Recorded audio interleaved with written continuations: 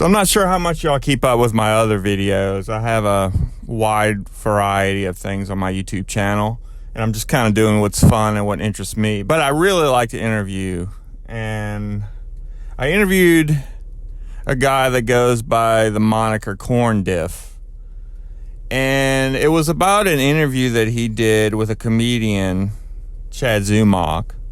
And what was fascinating to me about that interview was that you have an interviewer who goes in to an interview prepared about why they want to interview this person, and generally at least has a direction where they're going, if not a detailed list of questions.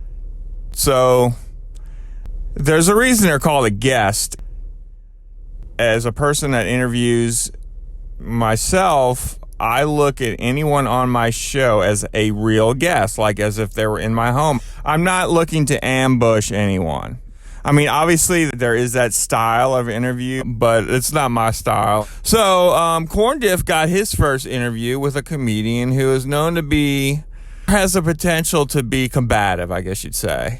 He's very much right now involved in a lot of comedian podcast or drama that has its own audience, and they all dabble in that.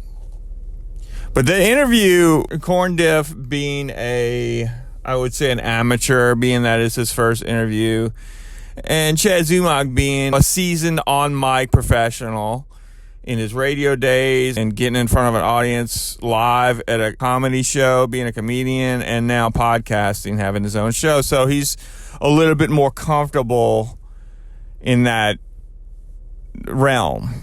And Corn Diff was a little nervous. So when the interview started, it was clear that Chad Zumock wasn't going to play ball and was very agitated for whatever reason, you know. You watch that video and you can debate what the reasons were, but bottom line is he was agitated and he wasn't playing ball, so to speak, with Corn Diff. There's one that I remember. It was Billy Bob Thornton, I think is his name. He plays Sling Blade, but then he dabbles in music and bluegrass kind of stuff. And he has this band, I don't know what they're called, Billy Bob Thornton and the, shoeboxes or something like that. And he takes it very seriously, but he is by no means a better musician than he is an actor. He's a much better actor. So there's that dynamic of, do you take him seriously as a musician? Is he doing this because he has the means to do it and the money, but he's just dabbling? I tell you what, he takes himself seriously as a musician, because he was on, I believe it was a PBS interview show with an interviewer who is a professional interviewer, and Billy Bob Thornton was giving this guy hell. I mean, how dare you asking me these questions? Anything related to him, a musician that didn't have an acting name, and you just can't separate the two. And he is very sensitive to that. I could tell right off the bat. And much like Corn Diff, I believe Corn Diff's intentions were good. I believe this interviewer's intentions were good, but they weren't met that way. I hate it when interviewers back down. I really hate that. And I feel more times than not, actually most of the time, the interviewers do back down. I don't think they're ready for it. They're caught off guard. They're also working for a company like PBS.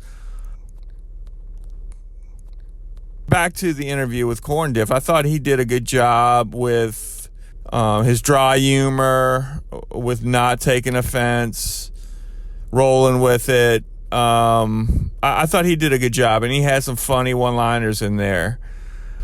Let's see. So this kind of leads into, I was going down some rabbit hole and came across the David Letterman interview with Joaquin Phoenix, when Joaquin Phoenix was sort of doing this rap career and he's playing himself.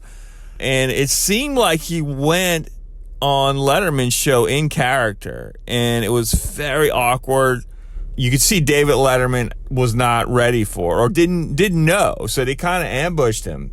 And that's when it showed to me how really good David Letterman was and how you can communicate without using words. So the interview started. Joaquin Phoenix is real disheveled, kind of delusional character trying to be a rapper, you know? And he was just giving one-word answers. And he wasn't promoting his films, which is the reason he's there. So it was just like, what is going on? This guy is really, sold to this character and this idea of just doing what the fuck he wants. And then David Letterman started to play off of him in the same sort of disregard, almost making fun of Joaquin Phoenix in a way, with very snarky kind of passive-aggressive remarks. But I thought what was special when David Letterman wouldn't say anything. A snarky quiet, and that would generate a laugh. He's a master of facial expressions with no words, whatever that is. Let me know what you think that is in the comments below. Subscribe, like, and check back.